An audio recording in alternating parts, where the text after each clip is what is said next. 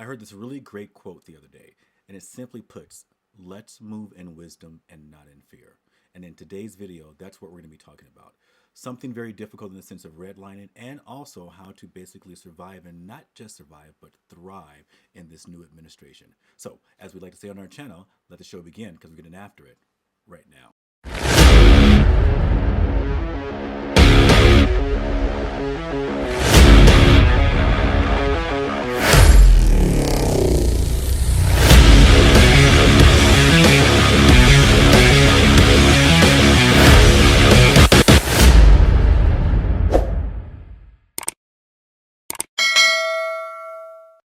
In today's video, we are going to briefly go over redlining, what that looked like, what that effect was on certain families, and really how we can move forward from that even in today. And in all honesty, how it is still affecting some families in some areas even today.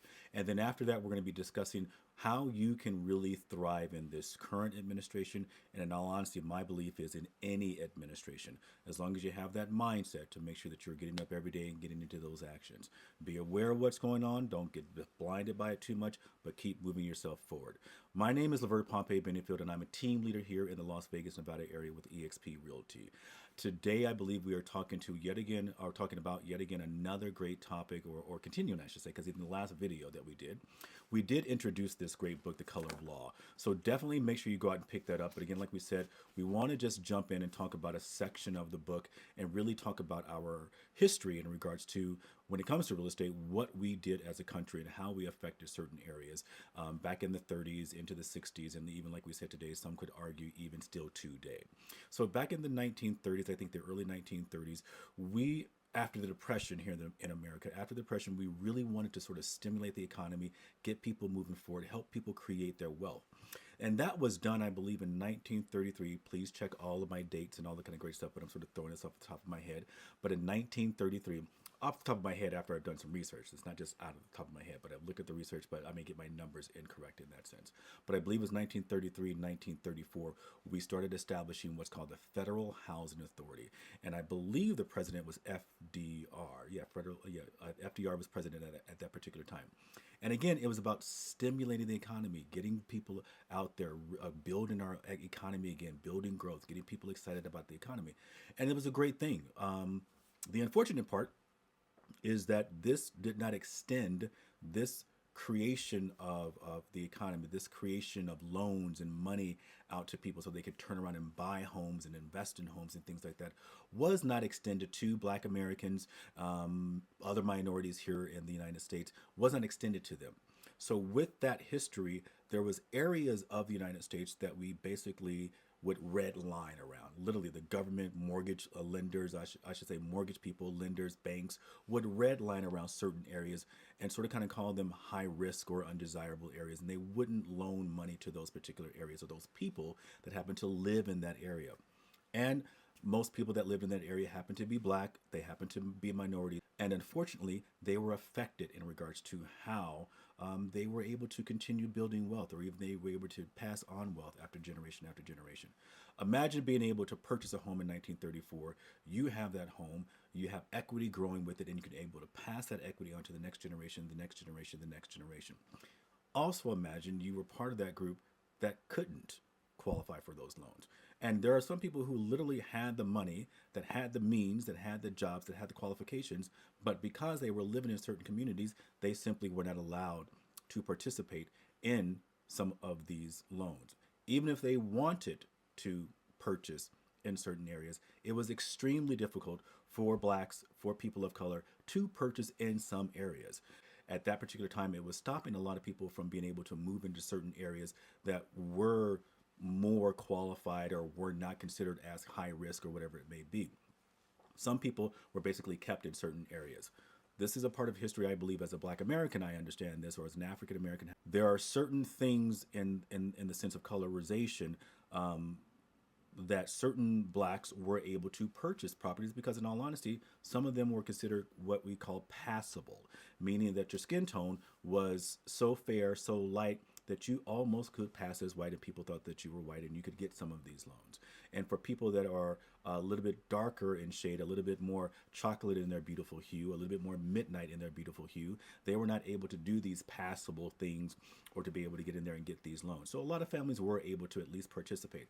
And then there were other black families that were through help of other people, help of people who happened to be white that were helping them get in there, buy properties for them, maybe not using their names, but buying the properties. There's so many different ways that people were able to be involved.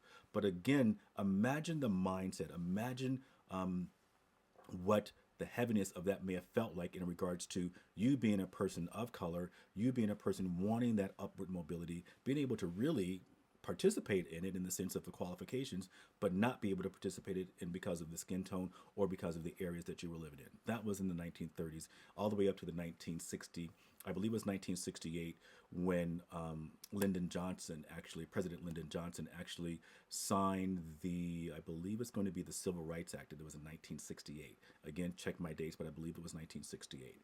And the only reason I know this was 1 year before I was born. So 1968 is when that was actually signed by Lyndon Johnson. So that did help in the sense of us being able to do the fair housing and other things where we could not discriminate based upon race. I don't believe we added sex, sexual orientation until much later. Women even could not buy homes at particular times, even when they could have, they possibly could afford it. Who knows if they were able to in that sense? But that when they could even afford it, they weren't allowed to sign mortgages unless they had a male counterpart to sign off on their behalf. This was a part of our history, and again, all this is history. It's okay. It's okay for us to know this. It's history in regards to real estate. It's history that I, as a real estate agent, I understand and I know. However, so with redlining, all of that is there. It's built up to, in all honesty, to this day, to numbers where it's like 44% of African Americans, I believe, are owning homes at this particular time, where there's something like 78% of white Americans own home. And that has definitely added to the huge gap as far as the wealth gap is concerned with still to this day. Now, this is the very topic to discuss. It's nothing that we can really sugarcoat about this. It was simply discrimination back in that particular time. Now, even though with that discrimination, like I said, I believe that a lots of African Americans, Black Americans, we still thrive. We still move forward, and that's the biggest message I want to take from this thing of redlining, which I still believe is still goes on in some form, some manner, even today. May not be the same kind of redlining that we had before, but I do believe whether or not we like to voice it, we like to hear it, whether or not it's popular to speak about. I do believe that there is some forms of redlining still within the real estate industry, and we'll get through it. We make great strides. We've made great, fantastic strides, and we've got to make sure, like I've always said from the beginning, we've got to make sure that we're watching our mindset, so that no matter what scenario, what situation, what administration we may be involved in, that we continue moving forward with our great mindset to make sure that we get up every day creating what we want, creating what we know we're going to create throughout the day, and not allowing ourselves to be victimized, or not allow ourselves to be distracted, not allow ourselves to be confused, and not moving ourselves forward as far as the goals and the things that we are looking to achieve in our lives. So now let's jump into this current administration and how we can thrive. This is the part that I'm really excited about and moving us forward in that sense. Number one, as in regards to thriving in this current administration, like I said before a few times, mindset. I strongly believe that mindset is the biggest thing. You've got to make sure that you're waking up every day. You've got to make sure that you are watching what you're saying to yourself. When you open your eyes, how do you feel when you first wake up? Are you in a great mood? Did you have a bad dream? Whatever it may be. And then, in all honesty, recreate it if you are in a bad situation, if you are in a bad mindset. I know it sounds tree huggy. I know it sounds all of those wonderful things. Yet at the same time, when you control your mind, when you control what you say to yourselves inside of your mind, I know if half the stuff I said to myself out loud, if I said that to other people, people would be looking at me like I'm crazy. People would not be around me long. Friends would not be my friends if I said some of the things that I said to myself. So again, I'm just encouraging you, make sure you're watching what you're saying to yourself. And I think that starts 100% in regards to what we put into our minds, what we put into our systems, the kind of things that we are listening to, the kind of things that we are reading, the kind of media that we are listening to, the kind of news that we may be watching. If we're watching too much of it, all that kind of good stuff. I strongly believe, yes, we want to be aware of what's happening out there. We do not want to be consumed with it. Be aware. Make sure you take the actions and take the directions and things that you need to do to keep moving yourself and your family forward. Mindset. Second thing I think you need to be really aware of is reality. Reality of what is the current situation? Who is the president right now? Who is the current administration? Whether you like, whether you dislike, whatever it is, make sure you are in a reality space. This is the current president. This is who we're moving forward with for the next 4 years. Now, how do I continue moving forward in that particular situation?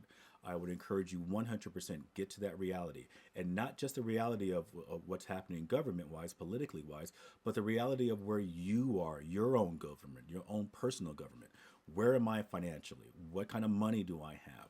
What are my credit scores? This is something that's really big, I believe, in a lot of communities, especially communities of color. There are definitely some communities where we just do not want to understand what our numbers are, our financial numbers are, or we don't want to understand where our credit scores are, all of those kind of great things. These things are a part of this system. These things are a part of the system that either moves us forward, holds us back, whatever it may be. Of course, there's going to be many other things. We can argue about that all day long. We're not necessarily talking about those things. We're talking about the things such as what's on paper. We're talking about your credit scores. We're talking about all of those different types of realities. Check them. It does not matter if your scores may be 615. It doesn't matter if your scores are in the 500s. Know where you are right now. Get into the reality of understanding where you are so that we can move now forward from there. We can build on that. Because if we don't know where we are, we definitely are not going to be understanding where we're going. So get into the reality. Not accept reality, but understand reality. Accept it as much as you need to accept it. And then from that, again, make your plans. Move forward. Any situation is a situation you can move forward as long as you have the mindset, like we talked about first, to be able to know you take one step after the other, continue moving yourself forward. Do not let all of this media, do not let us be bombarded by all the stuff that this administration is throwing at us and distracting us. Keep that stuff at bay. Again, it is going to affect all of us, and not just here as Americans. This is affecting the world. Everything we do here in the United States has a global effect. You know this.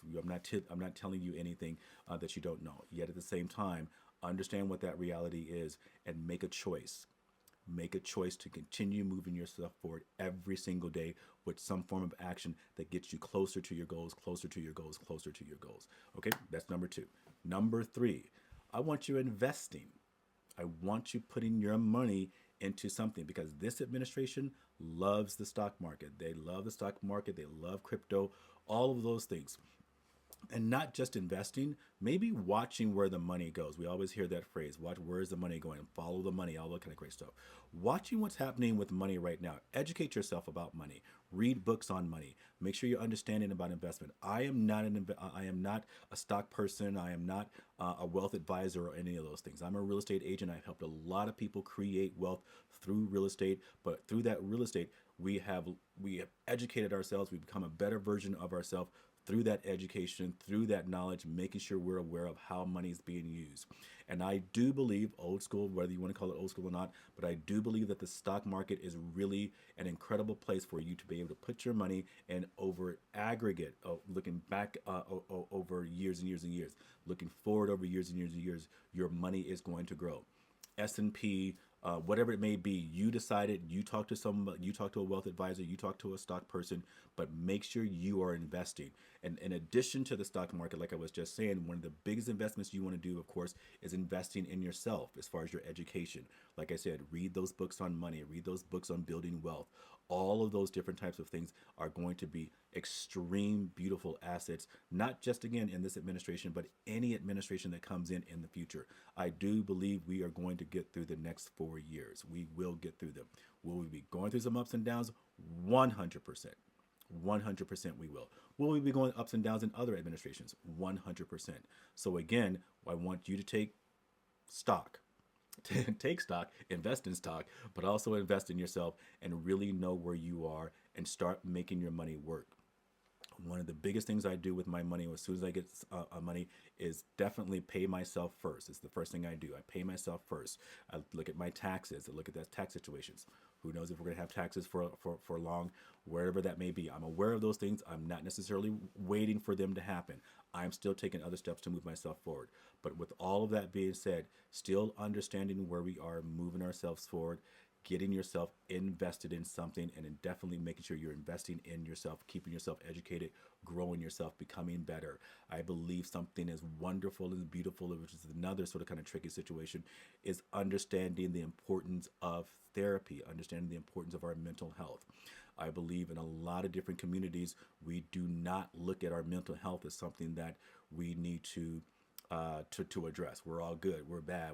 We got it. We can handle whatever. No. I look at a therapist for me, for a therapist for me, I would look at it as my coach, somebody that helps me move myself forward. I have a therapist. I believe 100% in them. I believe strongly in mental health. I believe that we need to make sure that we're taking care of ourselves, taking care of our brains, making sure that we keep our spirits big, bold, bright, excited, and moving ourselves forward. So definitely make sure you are investing. Stocks, yourself, your brain, your soul, your heart, all of it. Move forward, keep investing, keep investing, keep investing. Now, number four, the fourth thing I think you need to be doing.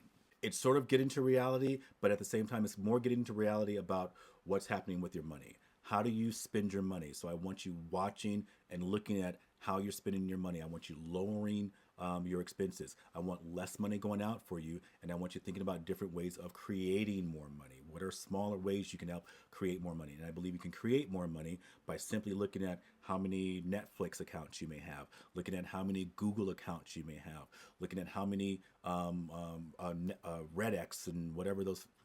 That's a business thing. So Redx, all those different types of things. And I'm saying these things because that's what I've done. I made sure over the last few years, I'm always looking at what we call a profit and loss. I'm always looking at what are the systems that we have in place. Are we looking at those systems? Are those systems bringing us a return? If those systems are not bringing us a return, those systems have got to go.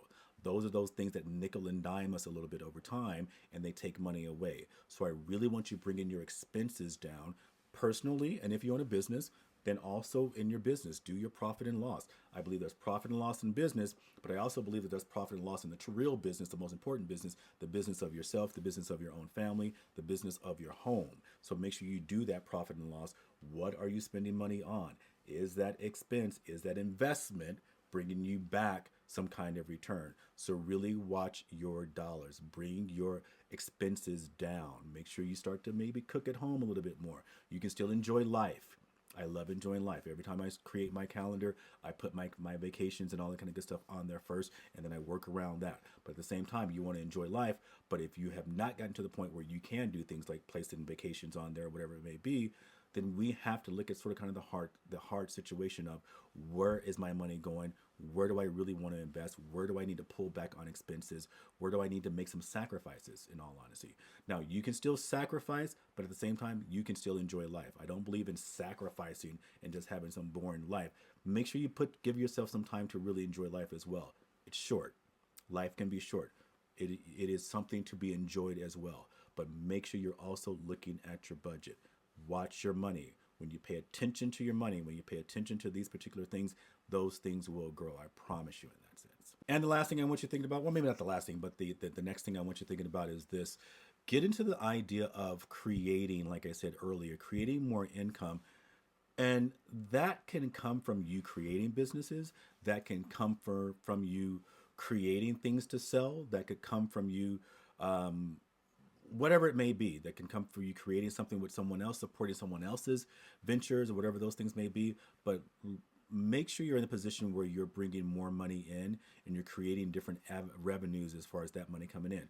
And then on top of that, again, those could be creating businesses and having businesses. You're getting those tax benefits, you're getting those breaks and all those different types of things as well, because businesses do get a lot of breaks. Again, this current administration is going to be very heavy on businesses. They love businesses. They love businesses that go out there and make money and pay people and all that kind of good stuff. So think of ways that you can create a business. Watch your mindset on that. Watch your mindset. What are you telling yourself? Are you telling yourself, oh, I can't create a business? I don't know what it means to be creating a business. We got to watch our mindset on that, because if we also have the mindset of, damn Skippy, I can get out there, I can create it, I can create something, I can do something that will give back to people, I can do something that people are looking for, whatever it may be. Make sure, again, like we said in the beginning, watch your mindset about these things. Because if you tell yourself you can't do it, we all know it. You tell yourself you can't do something, you ain't going to do it. You are not going to do it. But if you tell yourself 100%, I can take these things and I can build on these things. I can put one block in front. I can put the next block in front. I can put the next block in front, and I will eventually build what I'm looking to have. Then you will have what I love saying to myself. I love giving myself opportunities in life. I love creating opportunities in my life. I want to give myself options in life. And the way that I do that is by waking up and creating my day. If not the night before, prepping my day, prepping my next morning, prepping what I'm going to be doing, what I'm going to be creating. So make sure you're in that habit. That mindset is so vital. You've got to make sure you're listening to someone other than ourselves in our head. Because again, like we said earlier, we just beat ourselves up. So again, it doesn't matter what our past has been. It doesn't matter what our history has been. It doesn't matter what has happened. It doesn't even matter what might be still happening. We have great warriors out there that are fighting for the good fight. They're doing a lot of great things that are getting into good trouble. All that kind of good stuff is still happening. Yet at the same time, I want you to make sure that you are not, like we said in the beginning, living in that place of fear, but we're simply moving forward in that place with wisdom. Take the wisdom, educate yourself, keep yourself informed, not engulfed, not completely consumed with all this crazy, because there's going to be crazy for the next few years in regards to what's happening with the administration. Be aware of it. Promise yourself you will keep yourself moving forward. Now, that was real estate based. Again, my name is Levert here, team leader. I definitely talk more about real estate throughout my channel. I hope this was helpful for you. Please pass this on to someone else where these bullet points, or whatever you want to call them, can be of assistance to them, because you can do it. We can do it. Community can do it. Make sure you're connecting with community. That's another thing I think that's just like an add-on. Don't get stuck being by yourself. Don't get stuck trying to take this on all by yourself. What you're going through, someone else is going through. Connect with other people. Connect with community. And the more you do that, the more you allow yourself to move forward with other people, connecting with other people. You're not just going to get through this. You're going to be, you're going to build something incredible. So remind yourself you have that ability to do it. We've done it before since the 1930s with all the redlining, with everything else. We can continue moving forward. People, Americans, I strongly believe in my country, love my country. We as Americans, we're strong, we're resilient people. We will move forward. We will continue moving forward no matter what is thrown at us. So with that being said, guys, I hope again this was helpful. Pass this along to someone else. Subscribe, give me that thumbs up, click the bell, all that kind of great stuff, and we will see you in the next video. Take care. Don't make it such a mystery. Black history, black history. Don't make it such a mystery. Learn about black history. It's Black History Month, kid, and what have you done?